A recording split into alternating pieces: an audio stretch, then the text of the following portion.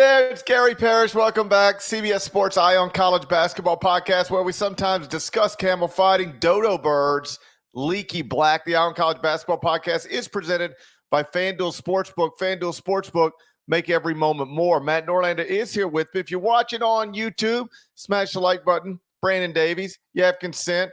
Don't forget while you're here to also subscribe to the CBS Sports College Basketball YouTube channel if you haven't already done that. Let's get into it. I want to start by congratulating some programs that have secured conference championships since we last talked. UConn in the Big East, Tennessee in the SEC, Utah State in the Mountain West, Richmond in the A-10, Arizona in the Pac-12, just to name. We will get to Arizona in a bit, but before that, I want to discuss Houston, which can secure an outright Big 12 title this weekend with a victory over Kansas. They are already co-champs at worst. After UConn won at Marquette earlier in the week, a bunch of us who happen to be talking on TV or anywhere else people talk made the case once again that I tell you what, if I had to submit a ballot for National Coach of the Year right now, I'd give it to Dan Hurley. But on Twitter, Deadleg, you got my attention because you made a counter argument for Kelvin Sampson. And I have to say, after I read your counter argument, I went, you know what? That's pretty good. That's a pretty good counter argument. Yeah, well, that's the poll as we start this Friday morning podcast. Thank you to everyone for joining us live here. Great to have you with you. Love a Friday show. Ready to roll. I don't know if I had to log a ballot today, and we do not have to do that for like another, I don't know, like 24 days for CBS, which is good. I appreciate that. I think I would give it to Kelvin Sampson. Now, Dan Hurley is in this discussion. I think it's actually one of the more compelling National Coach of the Year seasons we've had in a while. Danny Sprinkle at Utah State has a very good case because Utah State's trying to win its first outright league title in 13 seasons, and Sprinkle didn't return a single minute from last season's team after just getting that job. So he's up there. When you look at what South Carolina was a season ago and what Lamont Paris has been able to do to turn around, I think that's notable. TJ Otzelberger and what he's done in the Big 12. Amir Abdur-Rahim, look at what South Florida was forever. And even Hubert Davis, after all the disappointment. I think those are some of the names that are in the mix here. And don't worry, like there's a couple more, but those are near the top. I think I would go Kelvin Sampson because, and I'll be a little more specific if people didn't see what I sent out on Wednesday night, because Seth Davis, hi Seth, loyal pod listener. We always appreciate that and frequently get text message communication from Seth as he's working out listening to the pod. So I look forward to that in, I don't know, 4 hours or so. He had put out there that he didn't think there was really much of any case against Dan Hurley when you look at what UConn has done, 27-3 record, the pressures of everyone they lost. And there is a case for that, but, and this did get more attention than I thought it would, Houston has the same record, plays in a tougher league, objectively true. They jumped up a league, so the program actually elevated to a new status this season. In addition to just playing a tougher league, they actually had to make the jump. They also, like UConn, lost 3 critical starters. One of them was a first-team All-American, Marcus Sasser. Like, Jamal Shedd has been so good that maybe we've forgotten a little bit about how good Marcus Sasser was. Houston's going to have back-to-back first-team All-American guards, man. That's incredible. There was a lottery pick, Jarris Walker in there. Tremont Mark was a starting guard and a really good guard, and he transferred to Arkansas. So all that considered, on balance, Kelvin Sampson has just as good, if not a better, case for winning National Coach of the Year. And then I don't know if something like this should frankly be taken into account or not, but the program has also actually, done this amid what was a tragedy-afflicted offseason when Reggie Chaney, who just played there last season, tragically passed away. And so he wasn't going to be on the roster this season, but, that's a guy that many people in this program knew and loved. And think about how, stunning that is and how much that can impact a program, a locker room, and it hasn't. So to me, Kelvin Sampson has as strong of a case to win National Coach of the Year as anyone. Oh, by the way, the clincher right now for me is the fact that while I do think that UConn at its best is the best team, Houston has actually rated, and I think people are now in the past week, Parrish, have come around to really talking about and acknowledging this, but I've been beating this drum forever, so it feels cliche for me to bring up again. Houston has rated as the best team in the sport since November. That's at KenPom, but multiple metrics since December, this has been the case. So You can say that Purdue has the best resume. It does. You can say that UConn plays like the best team at its best. It does. But on balance, the best team is actually the one Kelvin Sampson has been coaching. And so that's why he would have my narrow pick right now for National Coach of the Year. Can't argue with any of it. I mean, when I say I would submit a ballot for Dan Hurley, I have never meant or even implied that, I mean, it's crazy if you're not also submitting a ballot for Dan Hurley, because you can totally reasonably submit one for Kelvin Sampson. And it's not just Kelvin and Dan at this point. You could reasonably submit a ballot for Matt Painter, for Danny Sprinkle, for Amir Abdur-Rahim, and every other guy that you mentioned. This thing is still not down to two guys, and it's still not settled the way the National Player of the Year conversation seems settled on Zach Edey, or at least it should be. On March 8th, 2023, I guess I'd just put it this way.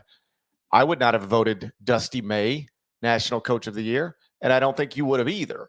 But given that we wait until after the Elite Eight at CBS Sports, what these people do in the NCAA tournament will play a role in at least who wins the CBS Sports National Coach of the Year award. But right now, I do think there's at least 5 guys that you could reasonably make a case for. And 3 of them are the men who are in charge of the programs that are ranked first, second, and third in the country right now. And oh, by the way, you could also make a case at this point for any of them to be ranked number 1. I have Purdue because I simply believe Purdue's got the best body of work. But just like you said, if you want it to be Houston, you can just point to the fact, and it is now a fact. Houston has more Quadrant 1 wins than anybody in the country right now. Ooh, I didn't realize that's the development. I didn't realize that was the case. Okay. Houston is 12-3 in Quadrant 1. Purdue is now 11-3, and UConn is 10-3. Now Purdue is 17-3 in the first 2 quadrants, and still has more wins over top 25 net teams than anybody else. So Houston's only 15-3 in the first 2 quadrants.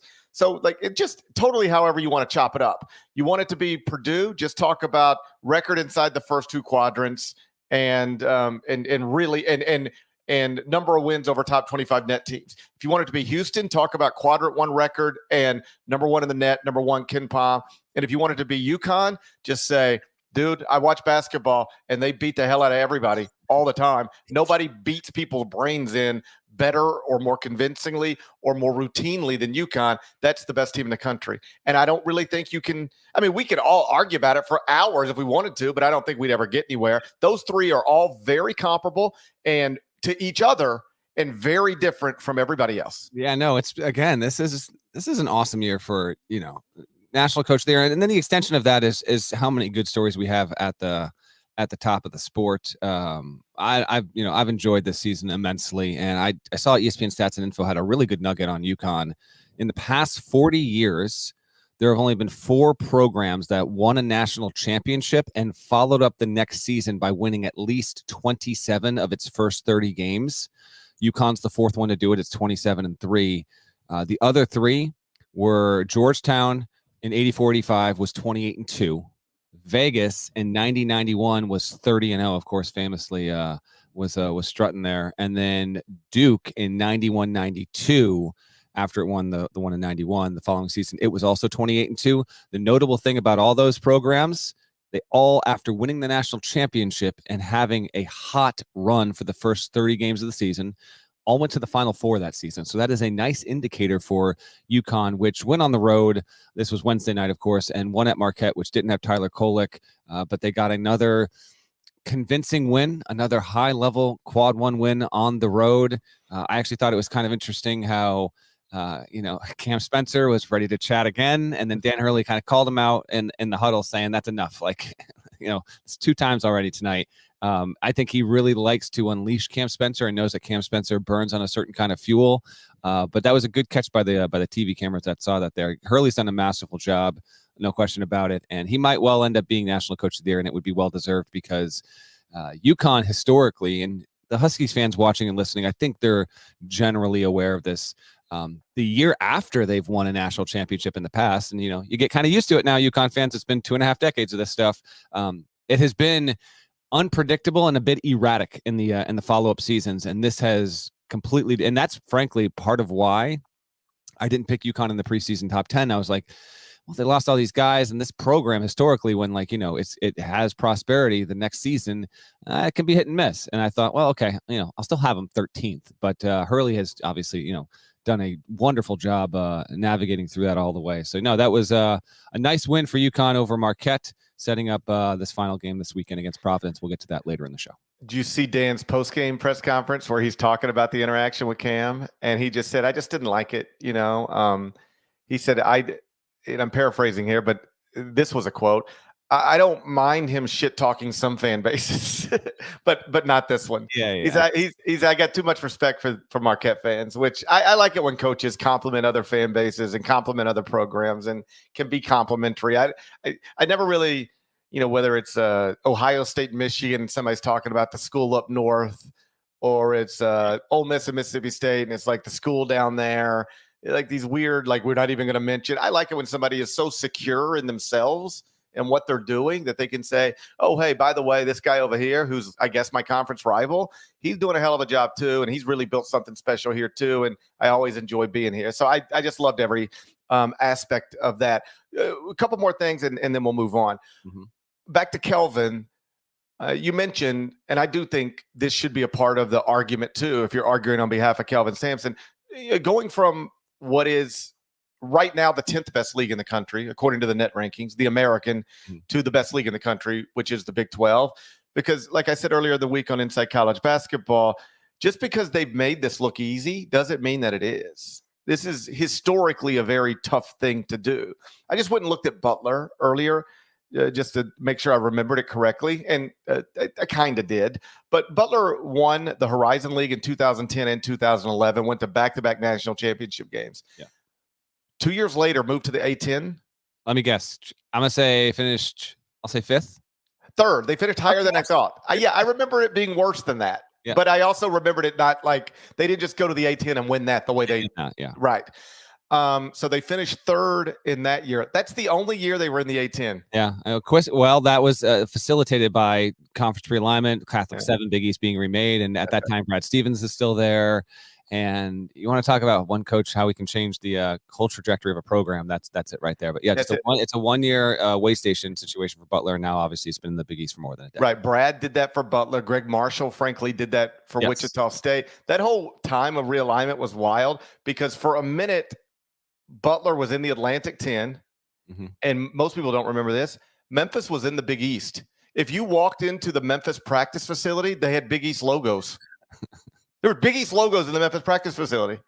And then they just said, no, we're not going to do football anymore. And then that was over. But that actually happened. So, okay. And then Butler moves to the Big East after 1 year in the A10, finished 9th in the Big East in year one under Brandon Miller. So just because Houston has made this look like it's nothing, don't think that it's nothing. It's actually incredibly impressive. And another reason, if you want to make the case for Kelvin Sampson, that you got plenty of ammo to do that with. Also, I went and looked at the preseason AP poll today because it felt like, man, I bet you this lines up pretty good with where we're at right now. Like in terms of where the AP poll had teams in the preseason versus where they sit in the standings? Yeah. Let me guess real quick. I'm going to say Kansas was obviously 1. Purdue was 2. I think UConn was 5. And then I went and looked. I didn't look at the preseason AP poll. I had Houston 9 in the preseason. I'll say the Cougars were 8. Houston was 7th in the preseason. So if you look at right now's AP poll, Houston's number 1, 7th in the preseason. Mm-hmm. UConn number 2, 6th in the preseason. Purdue number 3, 3rd in the preseason. Oh, it was Tennessee. 3rd? Who was 2? Purdue was 2. Who was 2? Who am I blanking on here? Duke was 2. Duke was 2. Okay, there we go. Duke was 2. Yeah. Then you go 4th in the AP poll right now, Tennessee. They were 9th in the preseason. 5th in the AP poll right now, Arizona. 12th in the preseason. So the top 5 teams in the AP poll, after 4 months of basketball, the top 5 teams in the AP poll were all in the top 12 of the preseason poll 4 months ago. The big one, Iowa State, unranked in the preseason, 6th in the AP poll right now. North Carolina is 7th right now, was 19th in the preseason. Marquette is 8th right now, 5th in the preseason. Duke is 9th right now, 2nd in the preseason. Creighton is 10th right now, 8th in the preseason. It holds up pretty good. It does. And the preseason AP Top 25 obviously has some misses. I had a thing in the court report a couple weeks back where we're going to get teams that were in there. On average, in the past 11 seasons, I think it was 4.2 teams in the preseason top 25 wind up missing the NCAA tournament. We're going to hit that number again. I don't have time. I'm not going to waste our viewers' time looking that up here. But USC is in there. There's plenty of others that are in there. I'm just blanking on it, but we're gonna hit the over on that. It's gonna be 4 or 5, potentially 6 preseason top 25 teams. But for the most part, this was accurate. Just switch out Michigan State with Iowa State. Michigan State was a miss relative to all of that. But Otzelberger, and he's gotten some votes here in the chat. These are the poll results, by the way. So right now, who would you have for National Coach of the Year? The options were Dan Hurley, Kelvin Sampson, or other. So you got the field.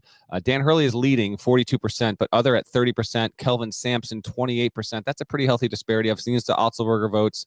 Lamont Paris is mentioned in there as well. Iowa State was able to beat BYU on Wednesday night as well since we last chatted there, and that was a very impressive come-from-behind win.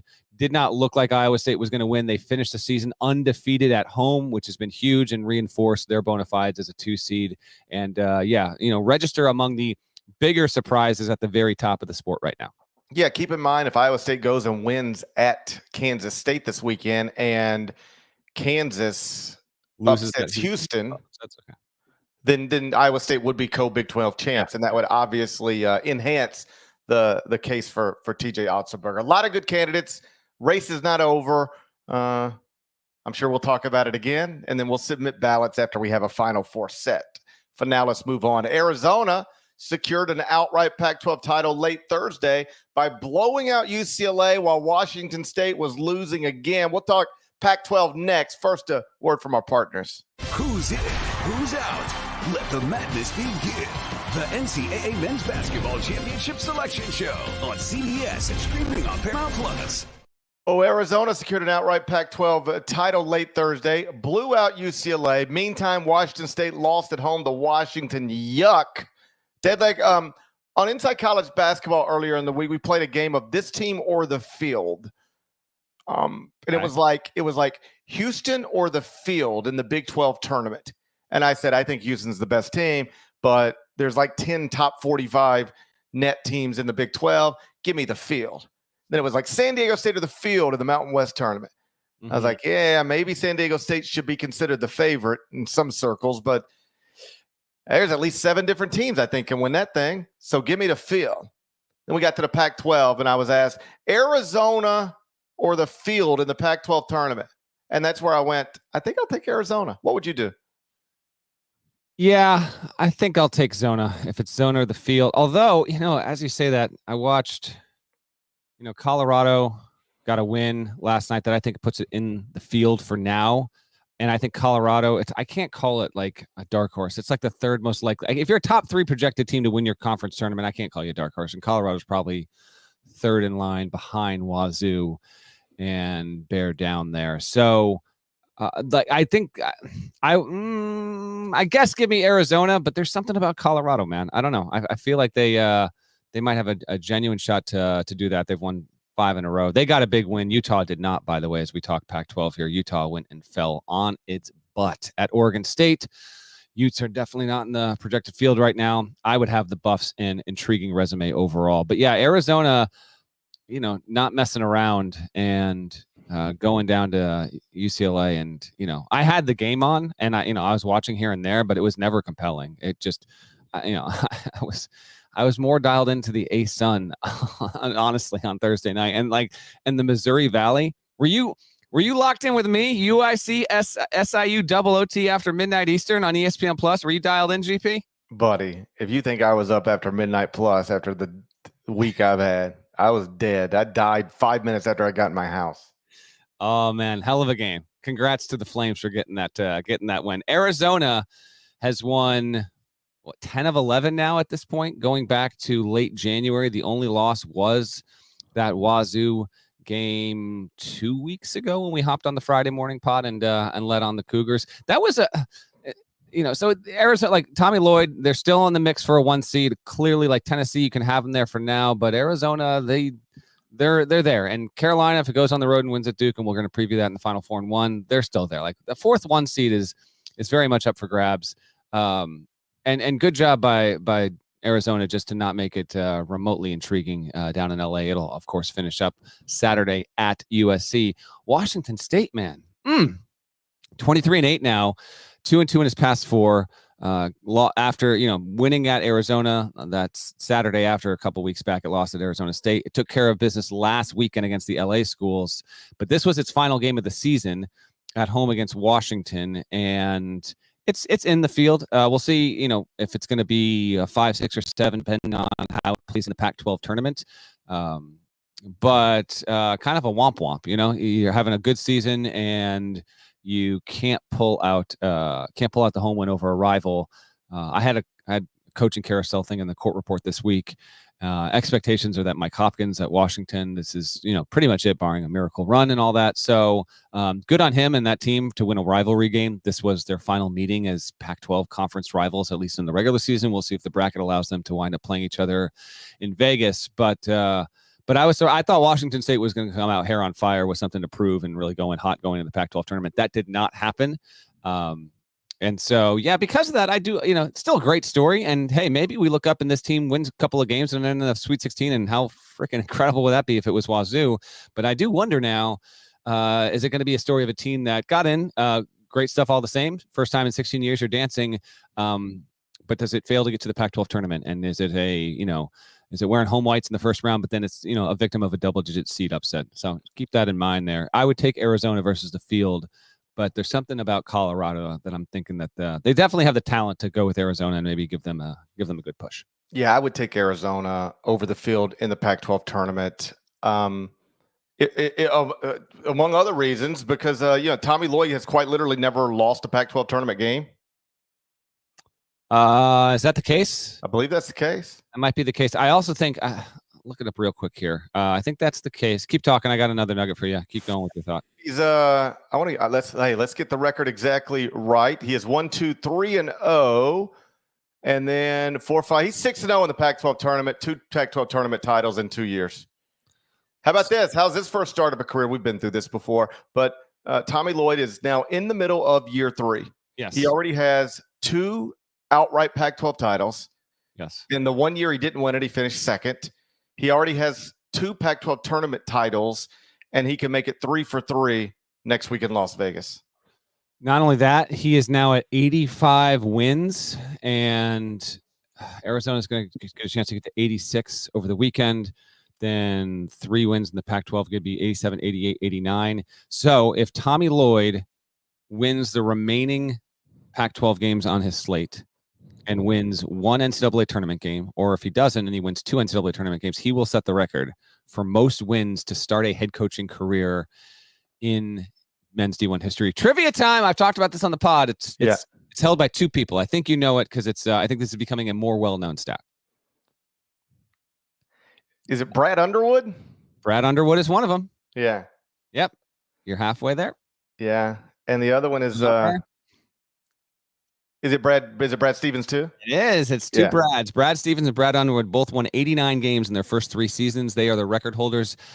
Tommy Lloyd's going to break that. I'm quite confident Arizona, one way or the other, is going to wind up getting him to 90, no matter how you slice it. So he'll be the new record holder in about 2 weeks or so. And Washington State, it just looked like they were set up to at least get a share of the league title after they won at Arizona, and then they just gave it right back.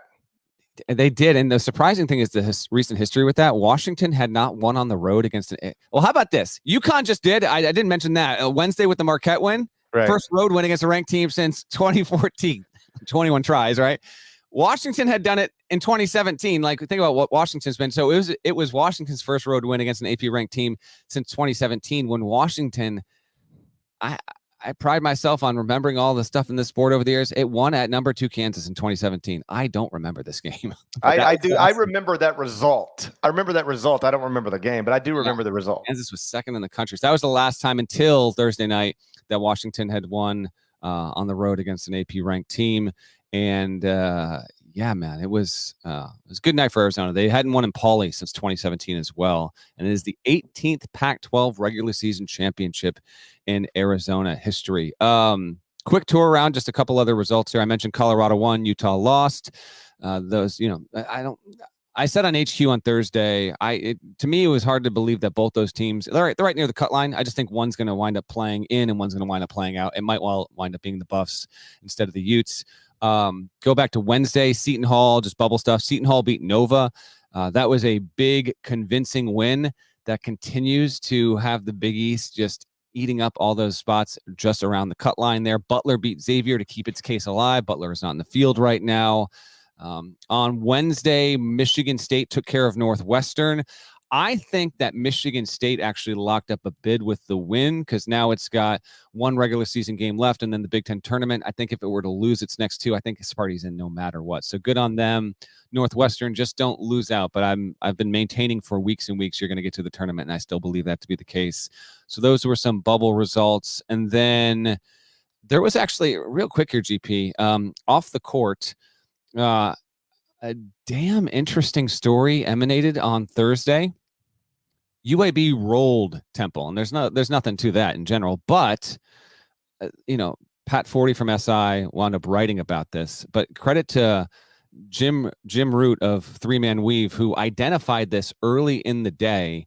The Temple, for the second time this season, apparently has had unusually erratic betting action around its games, and so U.S. Integrity, which is a gambling watchdog company, it sent out an alert. This is per 40's reporting. It sent out an alert to casinos on Thursday about this, quote, unusual wagering activity, end quote, on UAB Temple.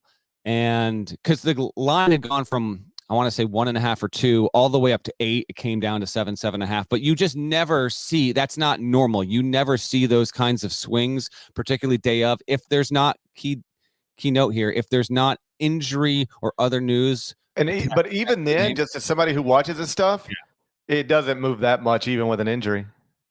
So the very, very, very, very strange. It's the game has been flagged. Is frankly why I think if you're an average fan, you're not really into gambling and betting, all that stuff. You're not aware of this. This stuff is tracked and has been by Vegas forever, because frankly, Vegas has no interest in getting beat and someone rigging the game. So they have many nets and catch-alls to get this stuff. So it's been flagged. That's where the story stands as of now. It's been a good while here since college basketball has had a genuine game fixing or point shaving scandal. Not saying that's necessarily the case with Temple, but when this kind of thing happens, they are flagging it, they are investigating it, because the action on that game to inflate the line that much, it means somebody or some parties were so overly confident in UAB covering against Temple in a way that no other metrics would have suggested that they flagged it, and then we'll see where the story goes from there. But they, that popped late on Thursday, and just wanted to inject it here into the pod. That's a weird one, man. That is very weird. It'll be interesting to see where this goes. This was always going to be a part of the move of gambling into the mainstream. We were going to get stories like this because it's never been easier for Americans to gamble on sports than it is right now. To your point about it all being tracked so closely, I don't want to sit here and say you have to be an idiot to think you can get away with something like this, because I assume somebody somewhere is getting away with stuff somewhere, but they're really on top of just about everything. Anytime you hear about an NFL player getting busted or an NBA player or any kind of professional athlete getting busted, I gather sometimes people are like, "Ooh, I wonder who ratted on them," or "I wonder how they got caught." Do you know how you get caught? Your social security number. I mean, it's something as simple as that. You have to put into these sites if you register them under your own name. I technically am an employee of an NBA franchise. If I were to go to FanDuel right now and bet on any NBA game, it would flag it immediately, and it would make the Grizzlies aware. Yeah. Immediately. So if you think you're getting over on this stuff, you might, I guess people get away with robbing banks sometimes too, but good luck. because there's been multiple examples over the past year of student athletes, different schools, different conferences getting in trouble over stuff like this. Legal trouble, not just school trouble. And perhaps we've got the latest example at Temple. I have a statement. It just Temple dropped it literally in the process of us, just boilerplate, but I definitely want to include it. It said, "We are aware of the social media posts regarding last night's men's basketball game. We will review the reports thoroughly in accordance with university and NCAA policies. While we can't comment any further at this time, we take this matter very seriously." End quote. That is the official statement from Temple there. And yeah, like, you know, not only is this an interesting story, like it is a legitimate story, and you know, you can't obviously just this is the number one. Now, with the proliferation of gambling, I mean, this kind of thing is constantly on the watch for list, and it almost feels inevitable across sports because of how prolific all this stuff has become. But yeah, the integrity of the games are of the utmost. If you don't have that, you don't have anything, obviously. And yeah, as this story, you know, advances, we'll keep you updated. But that's that was a curveball we saw there on Thursday, GP. Are we ready for the final 4-1? I know I'm ready. I mean, are you? I don't know if I'm ready. I honestly don't really know if I'm ready. Well, I guess we'll find out. Let's hear one more word from our partners. The blackout mystery remains. Welcome to March Madness. Oh, you just never know in the tournament who is going to shine. Stream March Madness live on any device, anywhere, and be ready for anything. What's up, Anderson Cooper? There you go. That's my guy. Final 4-1. It's presented by FanDuel Sportsbook. FanDuel Sportsbook, make every moment more. And right now, FanDuel got something special for our listeners. Be sure to go check out FanDuel's Profit Boost tokens in the app.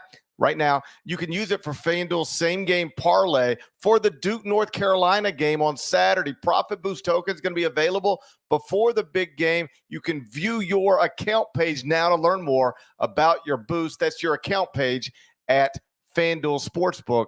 Make every moment more. Updated records. God. Updated records. Damn it. Updated records. 45, 39, and 3. That's me after an 0-5 week last week. 0-5. That's a squirrel. 0-5.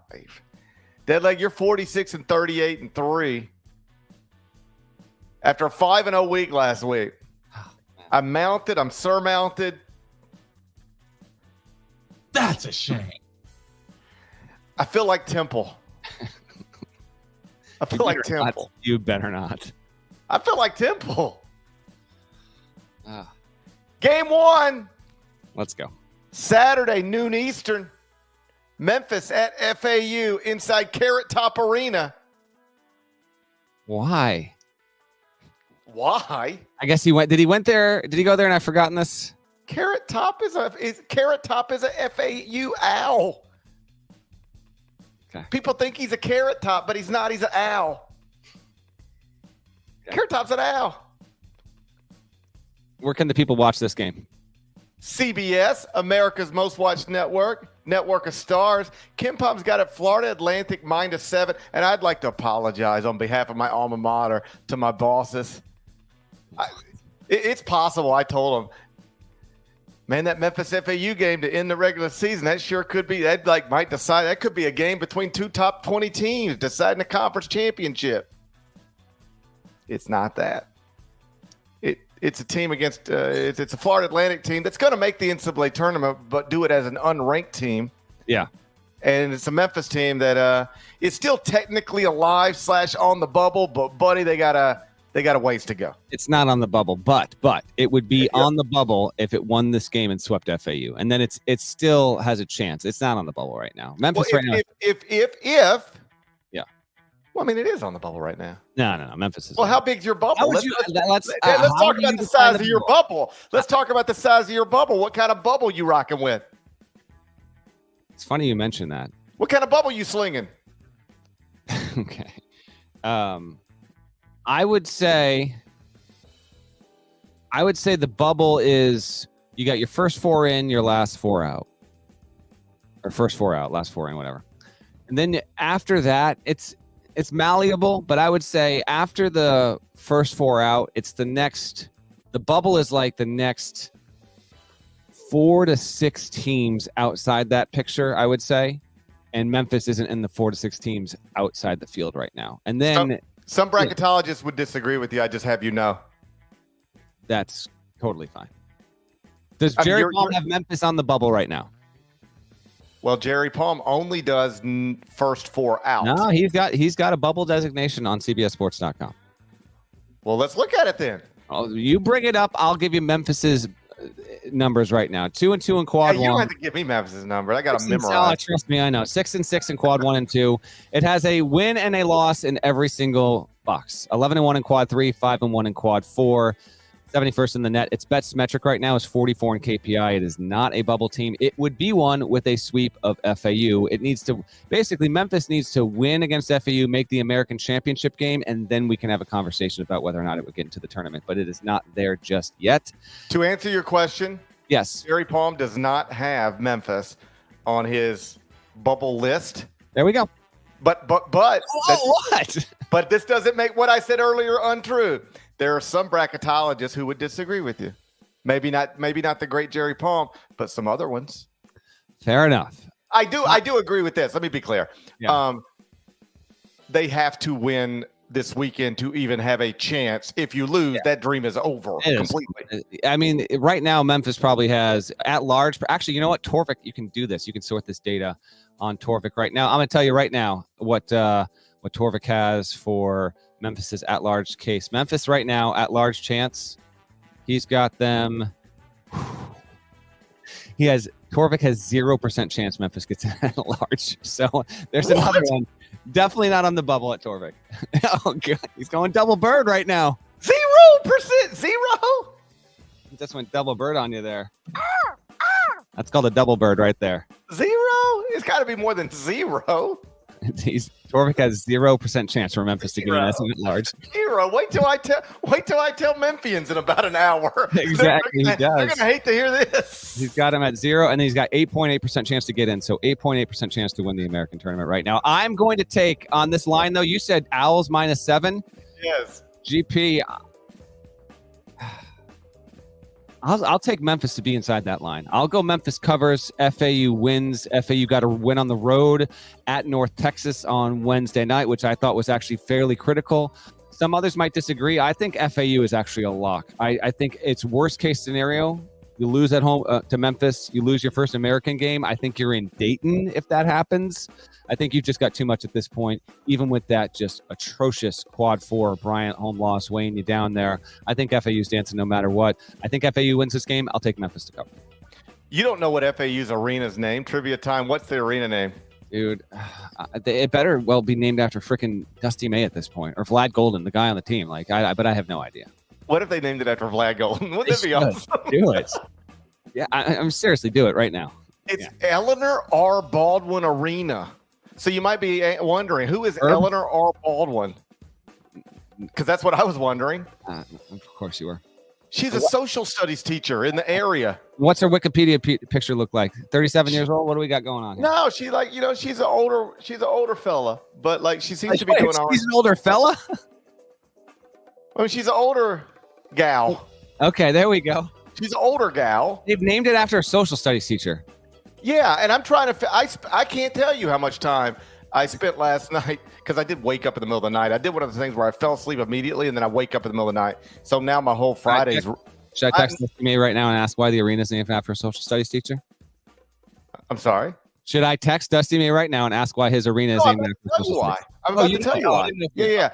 What I'm trying to figure out when I woke up in the middle of the night is how did this social studies teacher get all this money to just give to a FAU? And it's unclear. I can't figure it out. Betting on Temple games. She was betting on Temple games. Yeah. Built her war chest. Yes. And then gave FAU $7.5 million. She's a Northwestern grad. She just lives in the area, and she's like just became a FAU fan. And she gave them $7.5 million, and they said, "Cool. Now we play inside Eleanor R. Baldwin." The Owls are inside Eleanor R. Baldwin tomorrow. All right. For sure. You know what they call it? The Herb. The Ellie. No, the Ellie. The Ellie.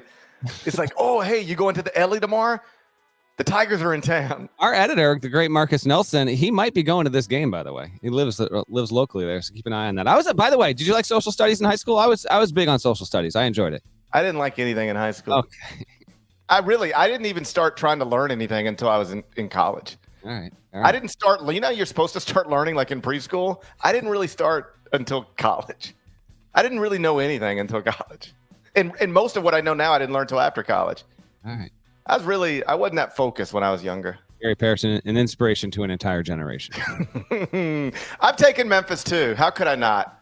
Tigers plus the 7. Game 2, Saturday, 4 p.m. Eastern. Number 15, Kentucky at number 4, Tennessee, inside Dame Bradshaw Arena. What a game. You can watch it on CBS, America's most watched network, the network of stars. Ken Pom has it. Tennessee -9, big number. It's a big number. I'll be in HQ Studio on Saturday. So if you watch this on Paramount Plus, how this usually goes is the game ends, toss it back to the studio. I'll give you a quick bite of analysis, and then I would think this is the Bird and Raff game. I would think Iron Eagle, Bill Raftery are on this game. Do a little interview with Raff, and then keep up the studio coverage. So yeah, have that going for second screen. Your boy's going to be in studio all evening long. Tennessee won this game the first time around, 103-92, back in early February. In that game, Sakai Ziegler had 26 points, 13 assists. Josiah Jordan-James, a career-high 26 points. And Rob Dillingham, that was the game when he went off for 35. This one's Tennessee -9 at home. Kentucky, it won at Vandy at home on what was senior night. Antonio Reeves and probably half the roster, frankly. Dillingham had 23 in that game. Reeves had 20. How about this nugget for you, GP? Antonio Reeves right now has 6 straight games with 20 or more points. It's a long trivia time. The last time a Kentucky player went 6 or more games with 20 scored. Drew Timme. If only. No. It's not Adam Morrison either. No, you know who it is? I do know who it is. I'm asking the question. Yeah, I know who it is too. Jamal Murray. It is Jamal Murray. And how about this? Jamal Murray, 2015-16. Dude, I cannot believe it's been 8 freaking seasons since Jamal Murray was in college. Where does the time go? He averaged 20.0 points exactly. That's the most ever for a UK player under Cal right now. Antonio Reeves sitting at 20.0 points per game. So he might actually become the best scorer from a points per game average that Cal ever has. I'm interested to see how well he plays here in this game. Kentucky's offense is, hit on it plenty, right? It's been tremendous this year. 3rd in points per game, top 3 in offensive efficiency. Tennessee looking to clinch an outright SEC regular season championship with a win here for the first time. Already clinched it, excuse me. And it's done it for the first time since 07-08. It's only their second time. This is unbelievable. Credit to our CBS Sports Research folks for this. Tennessee only has 2 outright SEC. Now, because Kentucky's dominated this conference forever, but only 2 outright SEC championships in the past 50 years. Bruce Pro got one in 07-08, and then there's this year. But prior to that, it was 1966-67. Then you got to go back to the 40s, man. Incredible. Tennessee's won 7 in a row since February 10th. And in that stretch, beating opponents by an average of 18 points. I give you enough info? You want more? I got more. They're playing their 4 final games of the regular season against AP opponents. It's only the second time that's ever happened. They did it in January 2004. Here are those results. They beat Auburn. They won at Alabama. They won at South Carolina. Now they're home against Kentucky. Can they win 4 games in a row against ranked competition? I'm going to say yes, but the number's too big. So for the second straight game here, I'm going to go with a road dog to cover. Give me Kentucky. I think this game is going to be outstanding. I will say Tennessee wins, Kentucky covers. Yeah, I don't think the number will actually be Tennessee -9. Do you? I don't. Mark me down for – good question. Mark me down for 7. And I still think I would take Kentucky inside that number. Yeah, it'll be closer to 7.5, something like that. But I'm just going to try to take the value in the number that we're using. I think Tennessee wins the game, but I hope it's competitive. I'd like to have a nice, competitive, high-level college basketball game on America's most watched network, So I'll take Kentucky plus the points as well. Game 3, Saturday, 6:30 Eastern. Number 7, North Carolina at number 9, Duke, inside R.J. Barrett Indoor Stadium. You can watch it on ESPN. Kim Pop's got it Duke -4. This is a reminder to Dan Schulman, who listens to this podcast. He owes us a podcast reference on ESPN airwaves. I love that you can't say somebody without mentioning that they listen to the podcast. If they're a genuine fan of the pod, why would I not let the people know? I think we all know at this point. I think we got it. I think that Dan Schulman needs to bring up that it is how far by the crow as the crow flies? Is it 8 or 9 miles? Here we are again. I should have looked this up before the show. What is it as the crow flies? I think it's 9 miles, right? I never understand them giving me this information in crow miles like I'm a crow. Do I look like a crow? Do I look like a crow? We literally had this discussion like 3.5 weeks ago. I do kind of look like a crow. That's the problem with me putting my foot down and screaming, do I look like a crow? Is that somebody will be like 9 miles. You kind 9 of miles do as the look crow like flies. 10.9 road distance miles. 9 miles as the crow flies. When Shulman does this, someone grab it so we can play it on the pod. I can't understand why they're giving me crow miles. Like, does that make any sense? Like, if somebody said, as the bird flies, what do you want from me? Dead leg, where are we meeting for lunch? We're meeting at this place, just down the road from this. You did this bit 3 weeks ago. I know. I got it. Down the road go. from this other place. Tell me go. how long it gets there in crow time. What? Crow time? I don't need to know anything about crow time. I'm not a crow. Do I look like a crow? A couple of top 8 teams here. Duke 24-6. Its only loss. I mean, the court storm at Wake Forest apparently has completely sent 2 programs in entirely different directions. Okay. Cal Filipowski back from the dead. He is. Is he ever? And Duke won obviously earlier this week at NC State. This will be for a share of the ACC regular season championship. Carolina is going to try and win it outright. From a game analysis standpoint, final game here for Jeremy Roach at home. I guess he has the COVID year technically, but I would think I'm figuring this is the final home game for Roach, Filipowski, Tyrese Proctor, Jared McCain. And yeah, it'll be a pretty intense scene there. Armando Bacot, his final trip to UNC. He's already gotten an all-time victory there 2 years ago. Obviously, UNC has won 5 in a row. Defenses look pretty good over this stretch over the past few games here. Kempom, you said, has the line Duke -4. 4. I will go Carolina straight up. Carolina straight up. Walks in there again. Armando Bacot leaves with a Hansbrough-esque legacy. And why do I say that, GP? I don't know. I believe Hansbrough never lost at Cameron. I believe he won every single time when he played at Cameron. Someone in the chat, fact check me in real time. I think Hansbrough never lost at Cameron. Well, good for him. So him. I'm taking Carolina. Good for him. Good for him. Duke has been interesting in the sense that they've never really cracked the conversation of the top tier of the sport this season. Like, as we're talking about Purdue and Houston and UConn, and then every once in a while it'll be like, and keep an eye. You see what Tennessee's doing, or hey, and Arizona added another quadrant 1 win, and North Carolina could be the 4th number 1. There's like the Houston, Purdue, UConn level, and then there's the Tennessee, Arizona, Carolina, Iowa State, Marquette's been in there level, and Duke's just sort of been right outside of that the entire year. It feels like, but never bad enough to where we had to go. Like, let's start with this. How concerned are you about Duke? We've never really had to go there either. This podcast doesn't embrace the, hey, how concerned are you about this team? Again, we've gone over this before. But I hear what you're saying, and I have been confirmed in the chat. Hansbrough never lost at Cameron. I will say this. I think, and Jerry Palm and I disagree, if Duke wins this game and wins the ACC tournament, I think it has an outside shot at the last 1 seed. It will need help. It will need Tennessee, Arizona, UNC. It will need those teams to lose early in their conference tournaments. But I think Duke is your longest shot to be a 1 seed that's still actually in the conversation. It needs to win out, but I don't put it outside the realm of possibility. I think Duke is in the conversation, but here's the problem for Duke now, and this might end up being the problem for everybody trying to get that 4th and 1 seed. I don't think Arizona's going to lose again. Probably not. Yeah. Duke And I don't. average net win is worse than all the other teams fighting for one. You look at what Duke's done and its strength of schedule relative. On balance, it's played a weaker schedule. So it's awesome. Yeah. So like, if I don't think Arizona is going to lose again, then I don't think Duke can pass Arizona.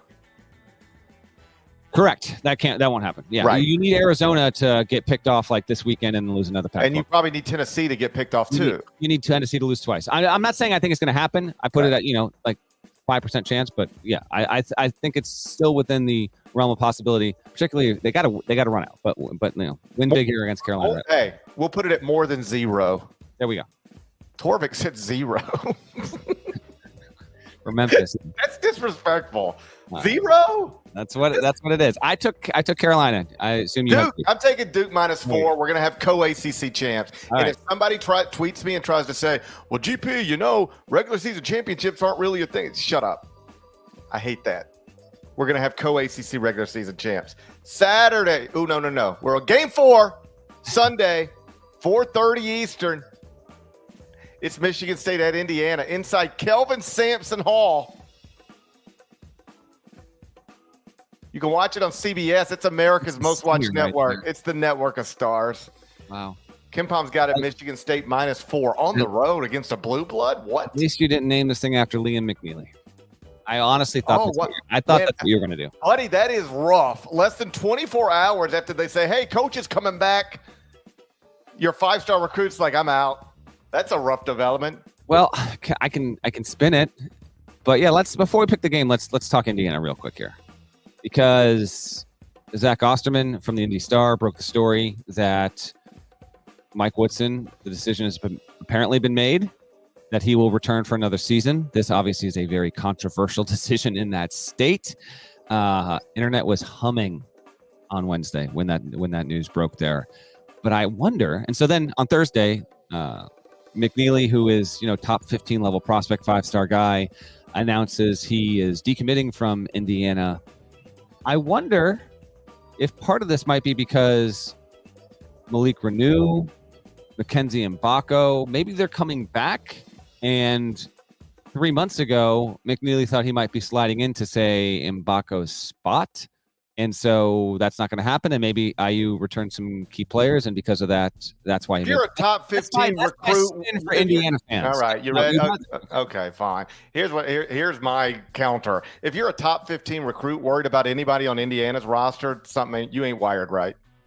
Okay, well, maybe he's not wired right.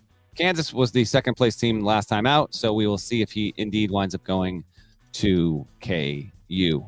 Weird times in Indiana, and yeah, I'm fascinated by this decision. Maybe it winds up being the right decision, but Mike Woodson is not the long-term head coach of Indiana. Like, he could coach there for 1 more year. He could coach there for 5 more years. But I think a lot of Indiana fans are understandably just pulling at their hair because they don't want to look up in 3 years and see Dusty May at Ohio State getting them to the Elite 8 and being 3rd in the Big Ten while Indiana is still spinning its tires like that. The fan base is so over not being involved as a consistently nationally relevant team, and the decision to bring Woodson back, he got him to the tournament in the first 2 years. Like, he did get them there. They're not going there this year unless they win the Big Ten tournament. I get the frustration from IU fans, and so now it really is. It's a punch to the chin with the Woodson news for those who wanted them to try and take a big swing at a hire, and then it's a punch to the gut that you see McNeely's not going to wind up going there. So, well, hey, far be it for me to ever question what Indiana's doing with their basketball coach. You've never done that. And I don't particularly care. I sort of had this revelation recently where I'm like, you know what? Maybe I don't need to care about things that really don't impact my life in any way whatsoever. Why do I care? How does it matter to me who Indiana's coach is? So why don't I just say I don't care who they keep him or they can move on from him? Doesn't matter to me. Right? Well, I mean, you're paid to write about and talk about the sports, so maybe just a little bit of investment might not. No, I mean, but when I say things like why do I care? Like, if Indiana wants to keep their coach, they can keep their coach. Okay. All right, it doesn't matter to me. The only thing that I think is, and let me be clear, I don't even think it's crazy to keep him in a vacuum. I don't think it's crazy to keep him. I mean, to not keep him would be moving him after 3 years that resulted in 2 NCAA tournament appearances. I know this year's been bad, but the guy did make the NCAA tournament in 2 of the past 3 years. On the other hand, year 1, they started 30th at KenPom, finished 48th. Year 2, they started 12th at KenPom, finished 30th. Year 3, this year, started 50th at KenPom, currently 91st. Has quite literally underachieved relative to that computer all 3 years. So there's that. The only thing that would further complicate this for me if I were Indiana is the Dusty May thing. Because I think we all know, like Mike Woodson's next bad year will be his last. And it doesn't matter if it's 2 years from now. This is exactly the Tom Crean thing all over again, except shorter and with way less success. Once the Indiana fans decided they were done with Tom Crean, you know what he did? Like they were ready to be done with Tom Crean. You know what he did? He won an outright Big Ten title. And so they were like, well, I guess we can't move him now. And then you know what happened? He comes back. I think OG Anunoby got hurt. They have an injury and then in bad season, and they got him. Boom. And that's the way this will go. So his next bad season will be the last one. So good luck trying to survive that. Most guys don't. I would just, as an Indiana fan or as an Indiana administrator, I would just be thinking through my worst nightmare. And my worst nightmare is we held on to a coach that our fans were already out on for an extra year. The guy who could have been our next great thing went to, let's just play this out, worst case scenario, a conference rival, Ohio State. And now he's built Ohio State into a top 10 program, and we are firing Mike Woodson a year from now. That's the thing I would be like, yep. Not only did we keep our coach too long, did we miss our opportunity to grab what some people seem to think might be Brad Stevens 2.0. Well, that was what a source in the industry told me earlier this week, and I included that in the court report. And to be clear, let's not – the quote was, Indiana fans are worried they're missing out on Brad Stevens part 2 or whatever. We need to pump the brakes. Dusty May is a good coach, but we need to pump. I understand that, and partly it's like, Brad Stevens grew up in Indiana. He never became the Indiana coach. There was scuttlebutt. The last time around we did this with Woodson, where Indiana fans got frustrated and upset. One of them, I think, was even Titus when I said Brad Stevens is not this is not going to happen. And so we go through this all over again. The point is, Dusty May is from the state, identified as a very talented young coach and could have a very bright future ahead of him, and they're worried about all of that. So I get it. Yes, to be clear, the Brad Stevens comps are premature and perhaps wildly inaccurate. But like that, I didn't remember. I apologize. I didn't remember I read that in the court report. I just knew that I'd seen it somewhere. You're good.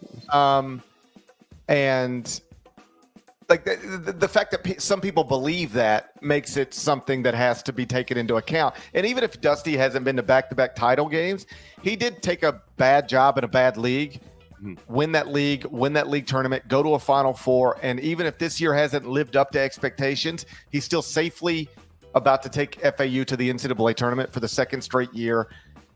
And they'll be in the tournament for the second straight year for the first time in school history. Yeah. So it ain't back-to-back title games, but it's still incredibly impressive stuff. And I don't want to speak for Dusty, and as always, we'll see. But I'd be surprised if he didn't take a job after this season. I'd be surprised if he doesn't take a job somewhere. And if you're Indiana and you look up in a year and the Mike Woodson thing is just sputtering out and Dusty's already building possibly a conference rival into a power, you'll feel real sick about making this decision. That being said, I will take Indiana in the game. I will. They've won 3 in a row, and the past 2 came on the road. They won at Maryland, and they got to win at Minnesota, and it was a definitive one there. So I will take. Michigan State has been a little up, little down. Got a good win at home against Northwestern on senior night, and in doing so went to 18-12. I think MSU's numbers are good enough. I think MSU is in. If it were to lose at Indiana and drop its first Big Ten game, we'd have a hell of a debate there. Because I've been more resistant to MSU's NCAA tournament profile, I think, than your average Bear. But I will I think they're going to get in. But I think they lose the game. I'll take Indiana to get this done on its home floor, and the Mike Woodson revival tour rolls on. Oh, you're falling for a trap. You just fell right into a trap. Did I? Yeah. You're taking Indiana plus the 4? Yes. That's a trap. Okay. You've fallen into a trap. Here's how I know. Because there's no way you would ever make a blue blood program a 4-point underdog at home to an unranked opponent. Like, that's crazy, right? It's a blue blood program we're talking about. All right? Blue blood program. All right, I got it. And the idea that they'd be a 4-point underdog at home to an unranked team that people have spent months wondering if they're even going to make the NCAA tournament, that's a trick. It's a trap. They're begging everybody to take the blue blood underdog at home. Not me. I ain't falling for it. Give me Michigan State minus 4. We got some good disagreement here. Makes it interesting. Let's tour around the weekend before our and one pick. Friday, you got the conference tournaments galore. Missouri Valley, Big South, WCC. Did you see? You might have been traveling. Pepperdine up on Pacific. Was it 39-2 at some point? Nada, do you have a screen grab? Do you have? He might have the score. I think the final. Here's the first time this has ever been uttered in the history of this sport. The 102-43 final. This game was not as close as the score would indicate. It was. Both these teams are going to move on from their head coaches. Interim situation. I think it started 26-0 Pepperdine. You hate to see it. Pepperdine advances in the WCC tournament, and it will play here. I'll give you right now. Pepperdine playing San Diego, 9:00 on Friday. So conference tournaments galore. I've been loving them. So on Friday, you've got MVC, Big South, WCC, SoCon, Summit, and CAA. Best game on the board is Boise State at San Diego State, 10 Eastern. FS1. Those are a couple teams that are going to the tournament, but that's a good Friday night tip. Saturday, 2 p.m. Eastern, CBS, Texas A&M at the Mississippi Runnin' Rebels. Keep an eye out for that. Also at 2, Oklahoma, Texas. Both teams should get into the tournament. I would actually stop short of calling either of these teams a lock. The winner will be. Loser, just, don't lose this one by blowout fashion, then get absolutely run in the Big 12 tournament by one of the lower level teams, and then you should be fine.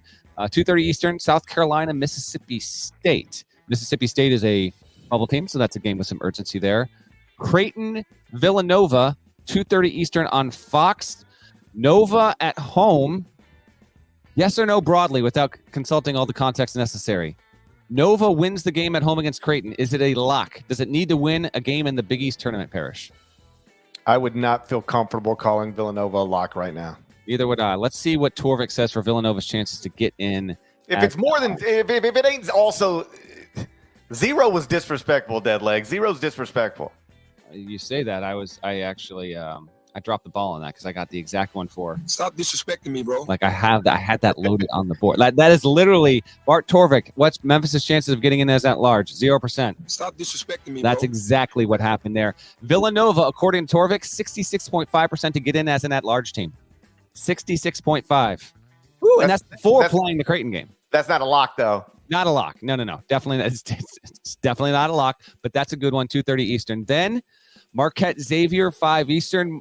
That's notable because Marquette on the road here, 2 seed, fighting for it. It's still worth a drive by. Clemson plays at Wake Forest.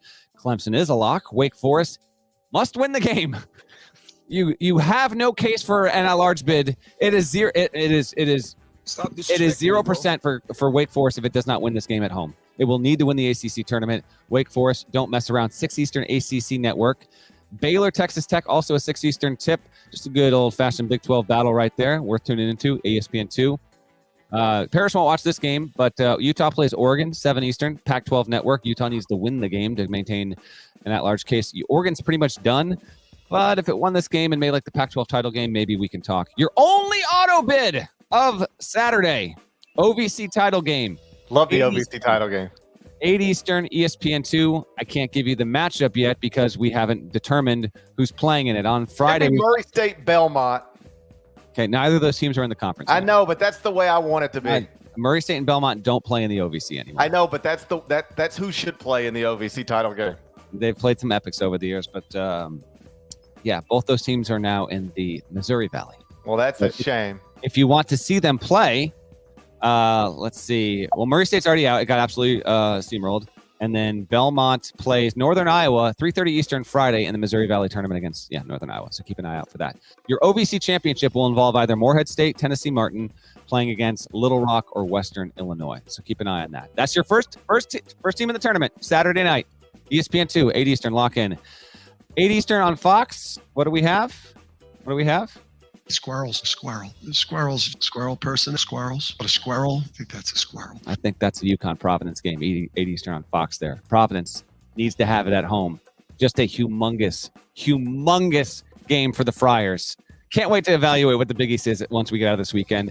And then UNLV Nevada, 10:30 Eastern, CBS Sports Network. That's a good one. UNLV wins at Nevada. Whoo! Baby. Nevada, though, safely in the field. And I think it'll be okay. Sunday, auto bids. 3 more, baby. Big South, noon Eastern, ESPN2. Then you've got Wisconsin-Purdue at 12:30. That's going to be Zach Edey's final home game. So be a pretty powerful scene there at Mackey Arena. Wisconsin beat Rutgers on Thursday, so thankfully did some positive impact on his T-ball score. Then 2 Eastern, as we do every year. Come on now. CBS, America's Most Watched Network. Network of Stars. This would be the final 4-1 game if we knew the matchups. We don't. The Valley gets going. Quarterfinals really get rolling today. But 2 Eastern, CBS, Missouri Valley Championship game for the betterment of the conference. I hope this is Drake against Indiana State, because if it is, we'll have an intriguing debate early about if the loser of that has any chance as an at-large, or if it is a stop disrespecting me bro situation there. The A-Sun will also be giving out its auto bid. So if you're keeping track at home, OVC Saturday, bid 1. Big South, noon, Sunday, bid 2. Valley, bid 3 on CBS. And then the 4th will come out of the A-Sun after Stetson, as the 2 seed, is playing in its first ever A-Sun championship, because Steven Swenson hit a 3 with 4.3 seconds to go. That capped an incredible comeback against 10-seeded Jacksonville. He had 29 points, made 7 threes in this game. Parrish, I know you didn't see it. This game was outrageous. The A-Sun tournament has been unreal. It has been Mountain West level entertaining. So that's on Sunday. And then tell you what, we have Illinois, Iowa, 7 Eastern on Sunday. That actually, Iowa is near the cut line. So that is a significant game late into the night on Sunday. Those are your other ones to watch. Now it's time for the N1. It is on Saturday. It's going to go down. Oh, man, I had the guy's name and I forgot it. I don't have the court name. It's New Mexico at Utah State. Carrot Top. No, it's not Carrot Top. You know, it's Stu Morrill. Legendary coach there. Stu Morrill Court, okay? New Mexico at Utah State on Stu Morrill Court. You're going to watch this game at 8:30 Eastern on CBS Sports Network Saturday. Utah State safely in the field. I've got it as a 6 seed. New Mexico's on the 11 line right now. Very urgent game. New Mexico has 5 road wins, GP, this season. Utah State only has 1 home loss. This is at the Spectrum, Stu Morrill Court. New Mexico actually rates better at KenPom. Line, KenPom says Utah State -3. Who you got? Oh, that's too little. Too little for the Aggies. Well, that's what it is. That's a little number for Danny Sprinkle. Yeah, I'm taking Utah State. What are you even talking about? Okay. Talking about the N1. That's what I'm talking about. Yeah, I'm also going to take Utah State. We agree on this. Yeah. What are we even doing? All right. We both got the Aggies, and as mentioned earlier, if they win and other things, if they win, I think if Utah State wins, it's its first outright conference championship in 13 years. So there we go. All right. Hey, is that going to do it? I think that's going to do it. Yeah. Shouts to Devin Downey. Shouts to Chester, South Carolina. Shouts to Terry M.F. Antigua legend. Shouts to Huck Larnell. Thank you guys once again for listening, watching the Eye on College Basketball Podcast. If you're not subscribed, please go subscribe anywhere you subscribe to podcasts, including Apple, Spotify. More of us than there are of them. That should be reflected in the comments. Make sure you're doing that. We'll talk to you again on Sunday. Till then, take care.